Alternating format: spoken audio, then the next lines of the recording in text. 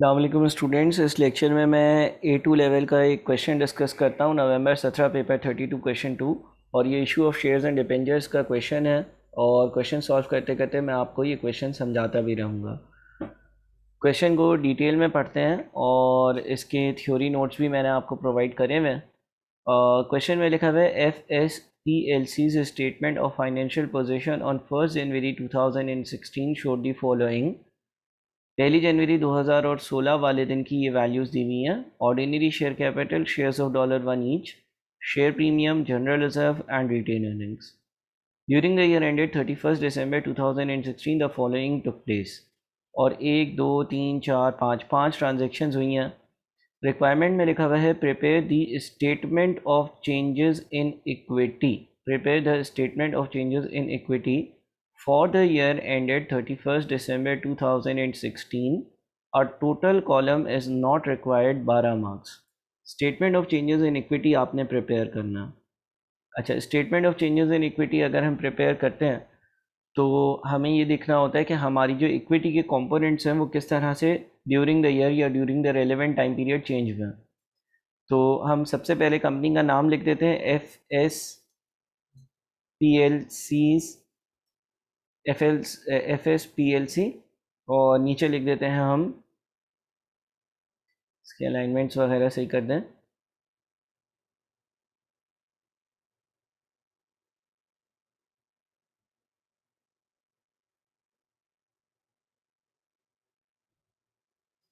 Statement of changes in equity, statement of FSPLC, statement of changes in equity और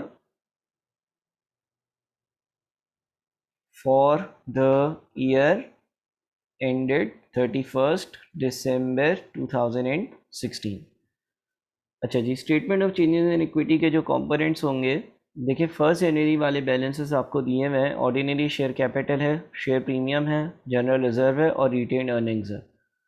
तो मैं short लिख देता हूँ, आप कंप्लीट नाम लिखिएगा। यानी कि मैं यहाँ पर सिर्फ और सिर्फ OSC लिख देता हूँ, which is ordinary share capital. Share premium जो है इसकी जगह SP लिख देता हूँ। उसके बाद जनरल रिजर्व यानी कि GR और रिटेन अर्निंग्स RE। आप कंप्लीट नाम लिखिएगा अपने पेपर में और सारी चीज़ें इन डॉलर थाउजेंड्स होंगी तो $1000।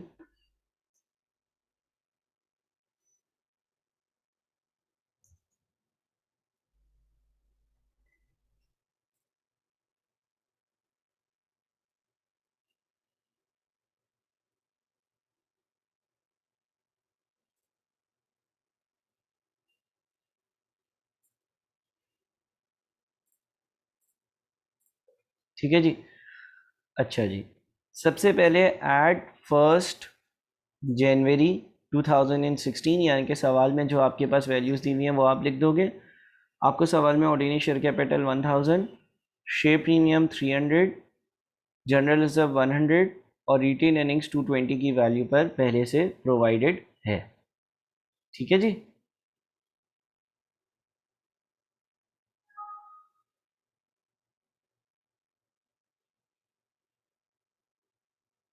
अच्छा जी, ये 1 जनवरी 2016 वाली वैल्यूज़ हो गई।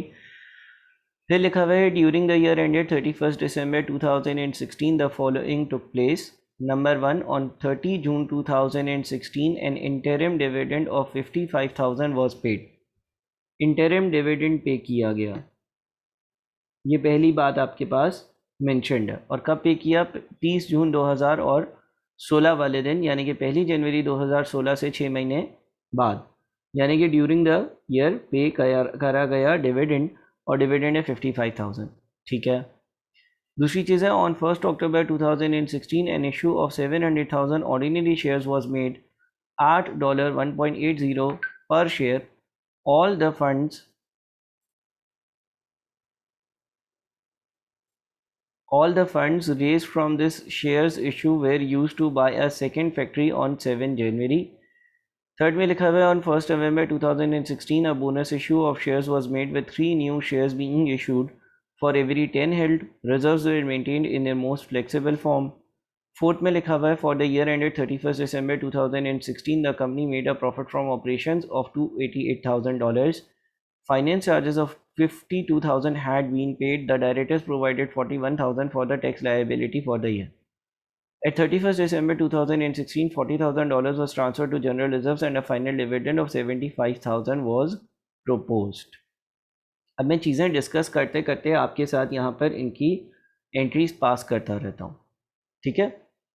अच्छा, अब सबसे पहले तो हमें करना ये होगा कि देखें हमारा साल शुरू हुआ 1 जनवरी 2016 वाले दिन, और ये साल ख़त्म कब हुआ होगा? ये साल ख़त्म हुआ होगा 31 दिसंबर 2016 वाले दिन ये साल ख़त्म हुआ होगा। इसके दरमियान जितनी भी ट्रांजेक्शन हुई उन ट्रांजेक्शन की मुझे करनी है एंट्री। पहली चीज़ जो हमें दी हुई है वो ये दी हुई है कि 30 जून 2016 को आपने एक डिविडेंड पे किया $55,000 का। लेकिन जब आप डिविडेंड पे करते हैं ना, तो डिविडेंड आपका रिटेन अर्निंग्स में से जाता है। रिटेन अर्निंग्स क्या है? रिटेन अर्निंग्स आपकी पिछले सारे सालों की अर्निंग्स का टोटल है, यानी कि आपके पास जो अनडिस्ट्रीब्यूटेड या आपके पास जो अर्निंग्स पड़ी हुई थी इन टोटल वो 220,000 थी, उसमें से आप 55,000 का डिविडेंड पे कर रहे हो। जब आप डिविडेंड पे करते हो तो डबल एंट्रीज क्या होती हैं ये भी मैं डिस्कस कर लेता हूँ आपके साथ। एक तो आप रिटेन अर्निंग्स डेबिट करते हो 55,000, ठीक है। रिटेन अर्निंग्स का क्रेडिट नेचर होता है, जब आप यहाँ से डेबिट करोगे 55,000 तो यहाँ से माइनस होंगे, और आप डिविडेंड पेएबल को क्रेडिट कर देते हो 55,000। और जब आप डिविडेंड पे करते हो तो आप डिविडेंड पेएबल को डेबिट करते हो, और आप बैंक से पेमेंट कर रहे होते हो तो बैंक को क्रेडिट कर देते हो 55,000। ये तब होता है कि जब आपने डिविडेंड डिक्लेयर किया, और ये तब होता है जब आपने डिविडेंड पे किया। लेकिन अगर एक ही साथ पेमेंट भी हो रही है तो आप इसको ऐसे भी कर सकते हो कि रिटेन अर्निंग्स डेबिट 55,000 और डायरेक्टली बैंक क्रेडिट 55,000, यानी कि मैंने डायरेक्टली बैंक से 55,000 पे कर दिया।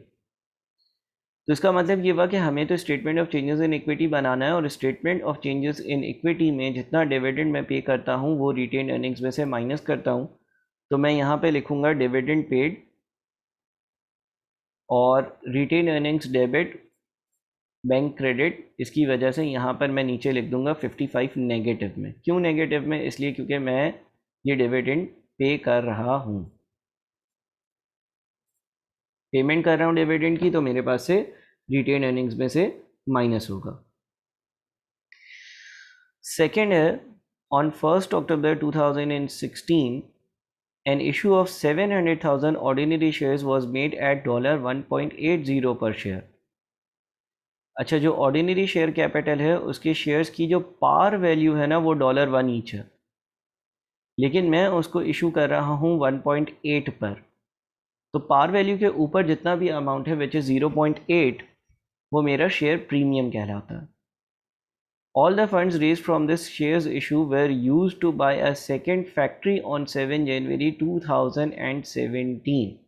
जितने भी पैसे आए थे उससे मैंने 7 जनवरी 2017 को एक फैक्ट्री ख़रीदी थी।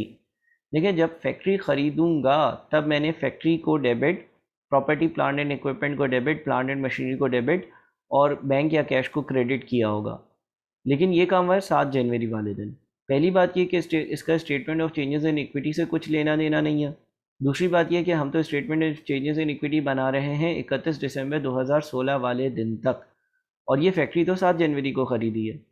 सिर्फ़ और सिर्फ हम शेयर्स की एंट्री पास करेंगे। शेयर्स की एंट्री क्या होगी? शेयर्स की एंट्री मैं यहाँ पर पास कर देता हूँ आपके लिए। जब आप शेयर्स इशू करोगे तो 700,000 शेयर्स हैं, हर शेयर के अगेंस्ट आपको $1.8 मिले हैं, तो 700,000 को हम 1.8 से मल्टीप्लाई करेंगे। आई रिपीट, 700,000 को हम 1.8 से मल्टीप्लाई करेंगे। 700,000 मल्टीप्लाइड बाई 1.8 इज़ 1260 समथिंग आ रहा है। एक मिनट में सबको भी जो है ना वो कॉमा में डाल दूँ। 1.26 मिलियन आ रहा है। क्रेडिट क्या होगा? एक तो आपके पास ऑर्डिनरी शेयर कैपिटल क्रेडिट होगा और एक शेयर प्रीमियम क्रेडिट होगा। 700,000 की जो पार वैल्यू थी, 700,000 की जो पार वैल्यू थी यानी कि ₹1 के हिसाब से शेयर कैपिटल क्रेडिट होगा, और जो ऊपर के 0.8 एक्स्ट्रा थे पर शेयर, और 700,000 के टोटल कितने बनते हैं? 700,000 के टोटल शेयर्स के 0.8 के हिसाब से 560,000 बनते हैं। इससे मेरा जो शेयर प्रीमियम का अकाउंट है वो क्रेडिट होगा। तो मैं एंट्री वापस से रिपीट करता हूँ। बैंक डेबिट पूरे अमाउंट से, यानी कि 700,000 मल्टीप्लाइड बाई 1.8, 700,000 मल्टीप्लाइड बाई 1.8 जो है वो 1260,000 बनता है। Ordinary share capital credit 700,000 into 1 और शेयर प्रीमियम क्रेडिट 0.8 इंटू 700,000 या 700,000 इंटू 0.8। अब यहाँ पर हम बैंक की एंट्रीज पास नहीं करते। Statement of changes in equity में हमारे पास एक तो ऑर्डिनरी शेयर कैपिटल में जो चीज़ें आ रही हैं, शेयर इशू किया तो क्या हुआ, शेयर इशू किया तो 700,000 से शेयर कैपिटल इंक्रीज हुआ। मैं इन थाउजेंड्स बना रहा हूँ सारी चीज़ें, तो 700 लिख देता हूँ। और शेयर प्रीमियम जो है वो 560,000 से इंक्रीज हुआ, यानी कि यहाँ पर 560 लिख देता हूँ।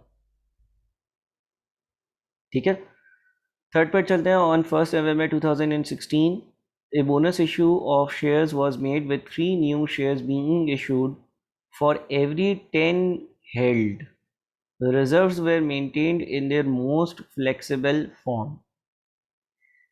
अच्छा, अब जब मैं अपने पास बोनस इशू करता हूँ ना शेयर्स के, तो बोनस इशू में किसी किस्म का कोई कैश नहीं आता। देखिए यहाँ पे तो कैश आया था ना नए शेयर्स इशू किए। बोनस इशू के केस में कोई कैश रिसीव नहीं होता, बल्कि हम अपने एक रिज़र्व को डेबिट करते हैं और ऑर्डिनरी शेयर कैपिटल को क्रेडिट करते हैं। अब ये जो नए शेयर्स इशू हो रहे हैं जो कि बोनस शेयर्स के नेम पर हो रहे हैं, वो 1 नवंबर को हो रहा है। तो पहले तो हम ये देखते हैं कि 1 नवंबर वाले दिन मैं इन चीज़ों को नीचे ले जाता हूँ ताकि जब आप एक्सेल शीट मांगो तो आपके पास हो भी। यहाँ पर वर्किंग करता हूँ। 1 November 16, 1 नवंबर वाले दिन कंपनी के पास नंबर ऑफ शेयर्स कितने थे ये तो मालूम करें हम। देखिए 1 जनवरी वाले दिन कंपनी का शेयर कैपिटल था 1 मिलियन, जो सवाल में लिखा हुआ है। इसके बाद आपने 1 अक्टूबर वाले दिन 700,000 शेयर्स और इशू किए, तो इसका मतलब 1 नवंबर वाले दिन 1.7 मिलियन शेयर्स मेरे पास थे, ऑलरेडी इशूड थे। 1.7 मिलियन शेयर्स ऑलरेडी इशूड थे।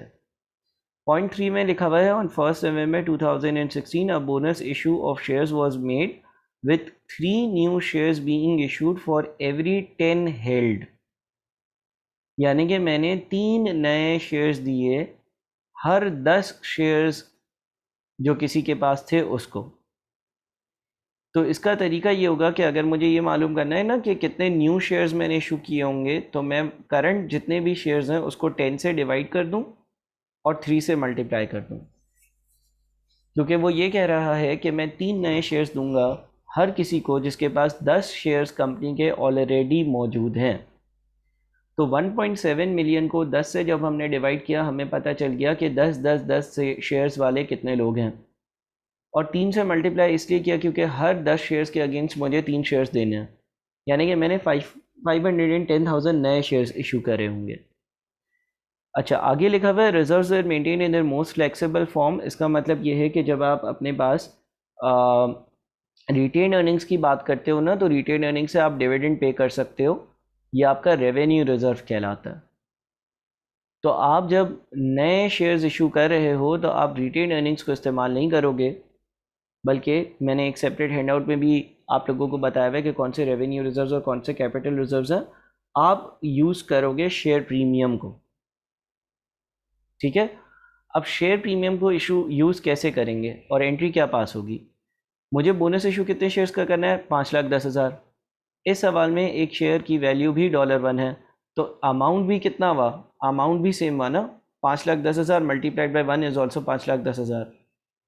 एंट्री क्या पास होगी, एंट्री पास होगी शेयर प्रीमियम डेबिट $510,000 और ऑर्डिनरी शेयर कैपिटल क्रेडिट $510,000। देखिए जब हम बोनस इशू करते हैं ना, तो बोनस इशू में इक्विटी का एक कंपोनेंट कम हो रहा होता है और दूसरा कंपोनेंट बढ़ रहा होता है। यहाँ पर शेयर प्रीमियम 5,10,000 से कम हो रहा है और ऑर्डिनरी शेयर कैपिटल 5,10,000 से बढ़ रहा है। इक्विटी अगर क्रेडिट होती है तो इंक्रीज़ होती है और डेबिट होती है तो डिक्रीज़ होती है। पैसा नहीं आया, जबकि जब हमने पहले अभी शेयर्स की ट्रांजैक्शन करी उसमें हमने बैंक डेबिट किया था। बोनस इश्यूज़ में बैंक डेबिट नहीं होता। तो यहाँ पर अब हम लिखते हैं बोनस इश्यूज़।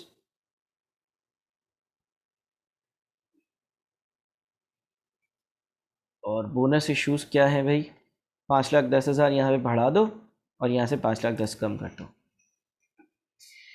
अगली transaction for the year ended 31 December 2016 the company made a profit from operations of 288,000। ये प्रॉफिट फ्रॉम ऑपरेशंस है। रिटेन अर्निंग्स में प्रॉफिट आफ्टर टैक्स ऐड होता है। प्रॉफिट फ्रॉम ऑपरेशंस का मतलब है profit before interest and tax. Profit from operations कह लो या profit before interest and tax कह लो। Profit before interest and tax या प्रॉफिट फ्रॉम ऑपरेशंस 288,000 लिया हुआ है। Finance charges of 52,000 had been paid. The directors provided 41,000 for the tax liability for the year. Profit before interest and tax में से interest minus होता है। Interest का expense कितना है? इंटरेस्ट का एक्सपेंस जो है हमारे पास, फाइनेंस चार्जेस भी इंटरेस्ट एक्सपेंस ही कहलाते हैं, तो 52,000 है। तो हमारे पास प्रॉफिट बिफोर टैक्स कितना आया? प्रॉफिट बिफोर टैक्स जो है इन दोनों को नेट किया। फिर हमारे पास टैक्स के बारे में बोलता है कि 41,000 का टैक्स होगा। तो प्रॉफिट आफ्टर टैक्स जो होगा ना, प्रॉफिट आफ्टर टैक्स जो होगा वो 195,000 होगा। और अगर प्रॉफिट आफ्टर टैक्स 195,000 होगा तो हम यहाँ पर profit for the year add कर देंगे, और प्रॉफिट फॉर द ईयर जो ऐड होगा वो 195 होगा। ठीक है। अच्छा, 5 में लिखा हुआ है eight 31 December 2016 $40,000 was transferred to general reserves and a final dividend of 75,000 was proposed। सबसे पहले जनरल रिजर्व के ट्रांसफ़र की बात करते हैं। जब आप पैसे जनरल रिजर्व में ट्रांसफ़र कर रहे हो तो आपके पास रिटेन अर्निंग्स डेबिट होगा 40,000 से और जनरल रिजर्व क्रेडिट होगा 40,000 से।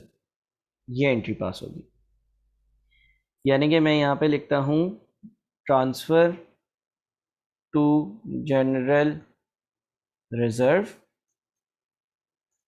ठीक है ना।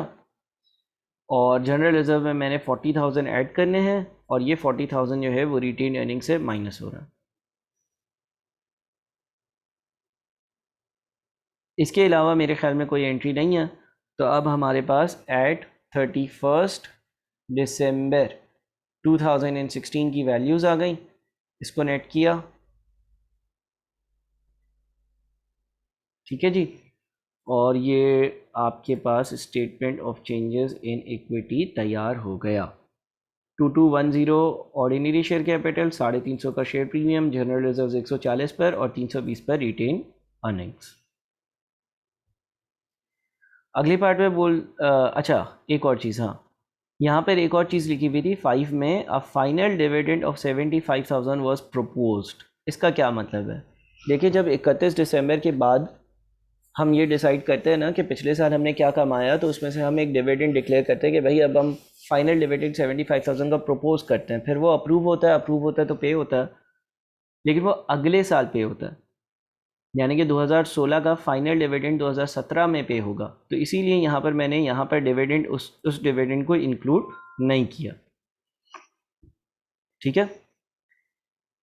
पार्ट बी बोलता है explain how the propose final dividend should be treated in the financial statements for the year ended 31 December 2016।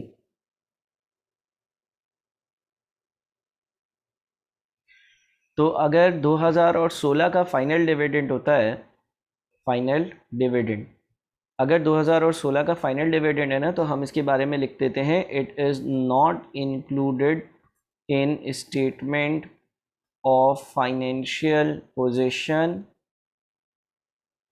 और statement of changes in equity for the year ended 31 December 2016।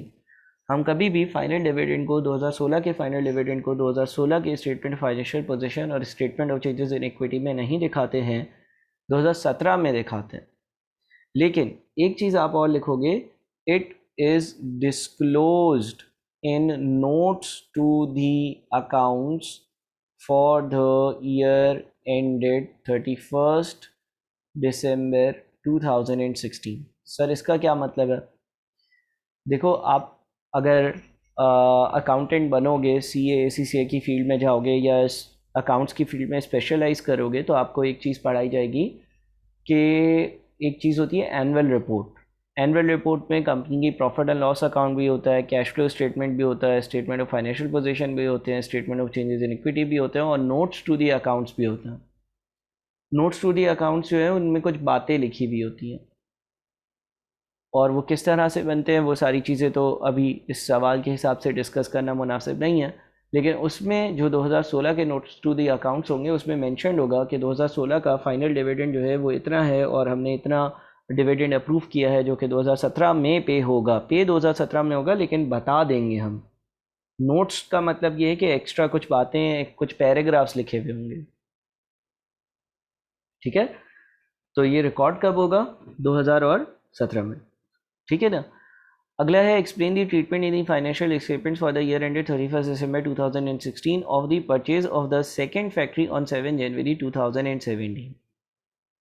यानी कि यहाँ पर ये जो बात लिखी हुई थी ना बुलेट नंबर 2 में कि मैंने शेयर्स इशू कर कर पैसे जमा करे हैं, और वो पैसे जमा कर कर मैं क्या करूँगा, मैं 7 जनवरी 2016 वाले 17 वाले दिन, 7 जनवरी 2017 यानी कि इस साल के बाद जो अगला साल शुरू होगा उसमें एक फैक्ट्री ख़रीदूँगा। सवाल की रिक्वायरमेंट हमें बोलती है कि यार ये जो आपने यहाँ पर फैक्ट्री का जिक्र किया था उसको आप कैसे दिखाओगे? ठीक है, ये आपने बताना है।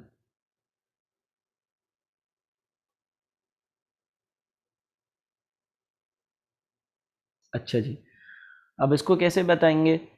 देखिए, IAS 10 international accounting standard number 10, ठीक है, जो कि एडजस्टिंग और नॉन एडजस्टिंग इवेंट्स की बात करता है। इसका हैंड आउट भी मैं आप लोगों को दे चुका हूँ, आप उसमें रीड करिएगा इसको। वो आपको ये बताता है कि कुछ इवेंट्स एडजस्टिंग इवेंट्स होते हैं और कुछ नॉन एडजस्टिंग इवेंट्स होते हैं। नॉन एडजस्टिंग इवेंट्स वो होते हैं जिनको आपने फाइनेंशियल स्टेटमेंट्स में रिकॉर्ड नहीं करना। मिसाल के तौर पर ये जो फैक्ट्री की परचेज़ है, फैक्ट्री मैं 7 जनवरी 2017 वाले दिन ख़रीदूँगा। मेरा ईयर एंड 31 दिसंबर 2016 था, तो मैं इसको अपने फाइनेंशियल स्टेटमेंट्स में रिकॉर्ड नहीं करूँगा। तो हम कहेंगे कि the purchase of factory is a non adjusting event as per IAS 10। ठीक है। अच्छा सर, एडजस्टिंग इवेंट्स क्या होते हैं वो जब उस टॉपिक पर आएंगे तब हम डिस्कस कर लेंगे, लेकिन परचेज ऑफ फैक्ट्री इस केस में नॉन एडजस्टिंग इवेंट है क्योंकि ये 7 जनवरी को हुआ है और उसके बाद रिकॉर्ड होना चाहिए। तो सर क्या कुछ भी नहीं करेंगे? अगर तो ये परचेज़ जो है कोई सिग्निफिकेंट परचेज़ है तो मैं अपने नोट्स टू दी अकाउंट्स में ज़रूर मेंशन करूँगा 2017-16 के नोट्स टू दी अकाउंट्स में कि 2017 में हम XYZ machine XYZ factory purchase करने जा रहे हैं, और क्योंकि फैक्ट्री की बात हो रही है तो ये एक सिग्निफिकेंट चीज़ होगी। ठीक है ना। Since purchase of factory is a significant business transaction, एक अहम बात है, it will be disclosed in the financial statements of 2016। ठीक है, 2016 के फाइनेंशियल स्टेटमेंट्स में इसको डिस्क्लोज ज़रूर करूँगा, यानी कि नोट्स टू द अकाउंट्स में इसकी बुलेट्स लिखूँगा, पॉइंट्स लिखूँगा कि 2017 में ये होने वाला है। However it will be recorded in 2017 financial statements, लेकिन इसकी जो रिकॉर्डिंग होंगी, एंट्रीज पास होंगी,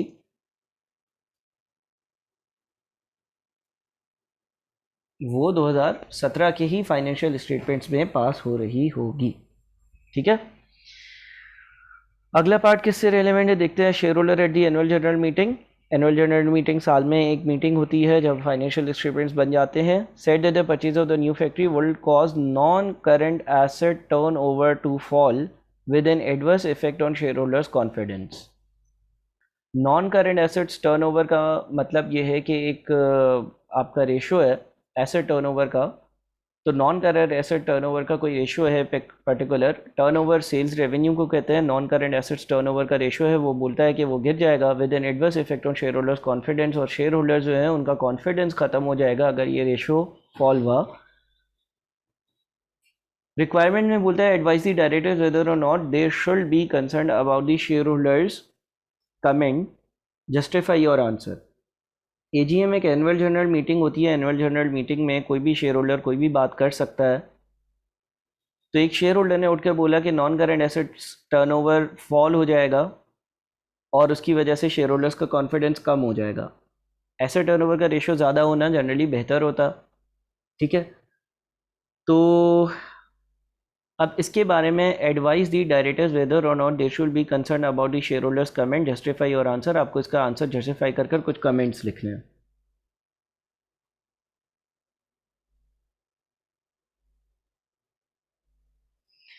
देखो, जो एसेट टर्नओवर का रेशियो होता है ना, या नॉन करेंट एसेट टर्नओवर का, नॉन करेंट एसेट टर्नओवर वो कैलकुलेट होता है sales divided by non current assets.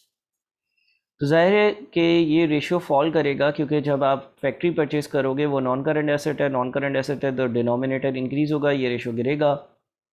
ठीक है, रेशियोज़ के चैप्टर में एसेट टर्नओवर भी डिस्कस किया है, उससे इसको लिंक करिएगा कि इसके गिरने और बढ़ने का क्या मतलब है।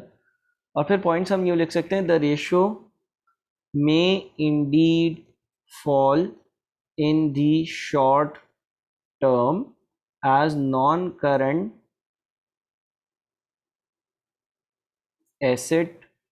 Assets increase.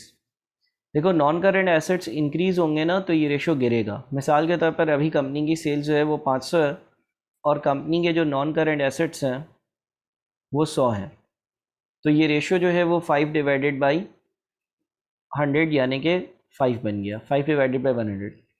उसके बाद क्या होगा, लेट से 50 रुपये की, 200 रुपये, 100 रुपये की नए नॉन करेंट एसेट पे इन्वेस्टमेंट है, तो टोटल नॉन करेंट एसेट्स 200 हो गए, तो ये रेशो जो है वो 2.5 हो गया। लेकिन ये जो डिक्रीज होगा ना, the ratio may indeed fall in the short term as non current assets increase, ये शॉर्ट टर्म का फॉल होगा। जैसे ही आप कोई नॉन करेंट एसेट परचेज करोगे ये रेशियो गिरेगा, बिल्कुल सही बात है। लेकिन फिर क्या होगा, फिर ये होगा कि ये एसेट जो है ये आपको मज़ीद सेल्स जनरेट कर भी तो देगा। आप नई फैक्ट्री लगाओगे, शुरू में तो नई फैक्ट्री लगेगी तो नॉन करेंट एसेट्स की वैल्यू बढ़ जाएगी, सेल्स नहीं बढ़ेगी। लेकिन कुछ टाइम बाद वो नॉन करेंट एसेट्स या वो जो फैक्ट्री है वो सेल्स जनरेट करना भी शुरू हो जाएगी, तो आपका ये रेशो दोबारा से ऊपर चला जाएगा। तो इसीलिए यहाँ पे लिखा हुआ है, the ratio may indeed fall in the short term as non current assets increase. ठीक है, आगे आप लिख सकते हो, once the new factory is established,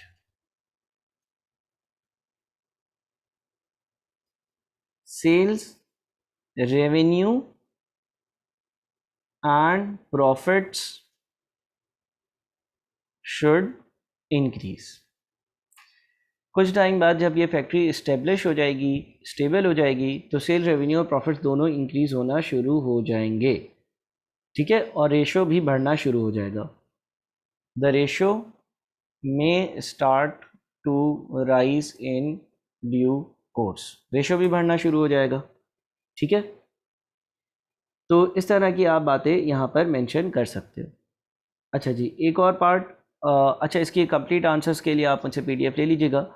ई में बोलते हैं, state how an upward revaluation of an existing non current asset is recorded in the financial statements of a company. अगर किसी नॉन करेंट एसेट्स को रीवैल्यू किया जाए अपवर्ड, तो उसको किस तरह से रिकॉर्ड किया जाता है।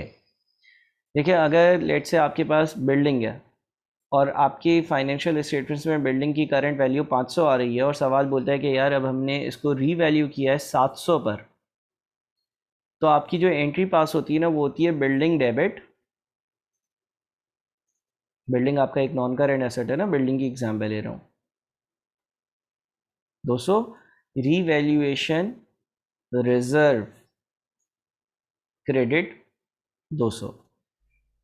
ठीक है, ये एंट्री पास होती है अगर कोई अपवर्ड रीवैल्यूएशन होती है, यानी कि किसी नॉन करेंट एसेट की आप वैल्यू जो है वो इंक्रीज करते हो। तो आप लिख सकते हो, it increases the value of non current assets in the statement of financial position। पहली बात। दूसरी चीज लिख सकते हो, it increases the revaluation reserve in the statement of financial position. Revaluation reserve आ जाता है। It reduces the accumulated depreciation। अच्छा सर, ये वाला पॉइंट समझ नहीं आया, ये भी बता देता हूँ। और एक और चीज़ पहले लिख दूँ, it is recorded in the statement of changes in equity. जो हमारा statement of changes in equity होता है ना, अगर कोई रीवैल्यूएशन रिजर्व है तो रीवैल्यूएशन रिजर्व जिस तरह से यहाँ पर ordinary share capital, share premium, general reserve, retained earnings आ रहा है, इसी तरह से यहाँ पर एक रीवैल्यूएशन रिजर्व भी आएगा। कुछ सवालों में होगा तो मैं यहाँ पे बना दूंगा। अच्छा सर, ये वाली बात क्या है, it reduces the accumulated depreciation. Let's say आपके पास एक बिल्डिंग है, पहले तो ये एग्जांपल हो गई ना, इसमें मैंने एक्यूमुलेटेड डेप्रिसिएशन को इन्वॉल्व नहीं किया। लेट से अब मैं बोलता हूँ कि एक बिल्डिंग है और उसकी जो कॉस्ट थी वो 600 है और उसकी एक्यूमुलेटेड डेप्रिसिएशन जो है ना वो 100 है। तो उसकी जो नेट बुक वैल्यू है ना, नेट बुक वैल्यू वो कितनी बनी, 500 बन गई। अब आपने इसको रीवैल्यू करना और लेट से इसकी वैल्यू 700 पे लेकर जानी है। तो आप ज़रा इसको यूँ सोचें, देखिए आपका जो आपके जो बैलेंसेस हैं, जो ट्रायल बैलेंस है, मैं पूरा टी अकाउंट्स वगैरह तो नहीं बनाऊंगा, बड़ा टाइम लगेगा। ट्रायल बैलेंस में एक जगह पर बिल्डिंग होगी, क्या कर रहा हूँ मैं,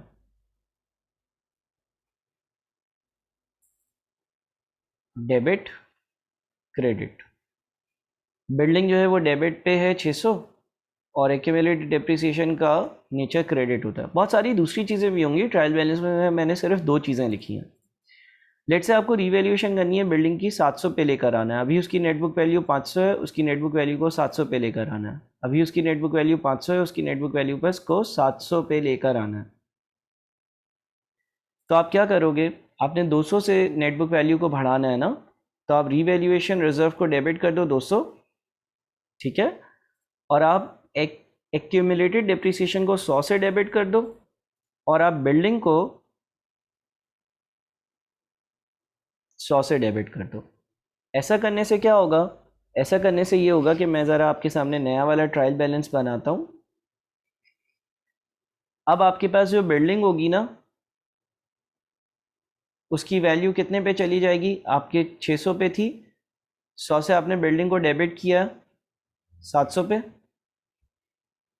अच्छा, एक्यूमुलेटेड डेप्रिसिएशन की वैल्यू कितने पे होगी, पहले कितनी थी, पहले थी 100, और एक्यूमुलेटेड डेप्रिसिएशन का नेचर क्रेडिट होता है, ये ट्रायल बैलेंस का एक हिस्सा बना है। ट्रायल बैलेंस में बहुत सारी दूसरी चीज़ें होती है और डेबिट्स और क्रेडिट्स बैलेंस हो रहे होते हैं, सिर्फ 2 चीज़ें मैंने पिक की हैं। जब आप उसको 100 से डेबिट कर दोगे तो एक्यूमुलेटेड डेप्रिसिएशन 0 पर चला जाएगा, इफेक्टिवली लिखोगे ही नहीं, और रीवैल्यूएशन रिजर्व जो है ना वो यहाँ पर 200 पर आ जाएगा। ठीक है जी। तो जब एक्यूमुलेटेड डेप्रिसिएशन होती है तो हम ये एंट्री भी पास कर सकते हैं, यानी कि हमें किसी चीज़ की नेटबुक वैल्यू 200 से बढ़ानी है, 100 उसकी पिछली डेप्रिसिएशंस थी वो हटा दी और 100 से बिल्डिंग की वैल्यू बढ़ा दी। चलें जी, अब इस सवाल को बड़े अच्छे से आप लोग देखें, सॉल्व करें, और ख़ास तौर पर ये statement of changes in equity जो है ना, ये तो ख़ास तौर पर बड़े अच्छे से समझें। Thank you.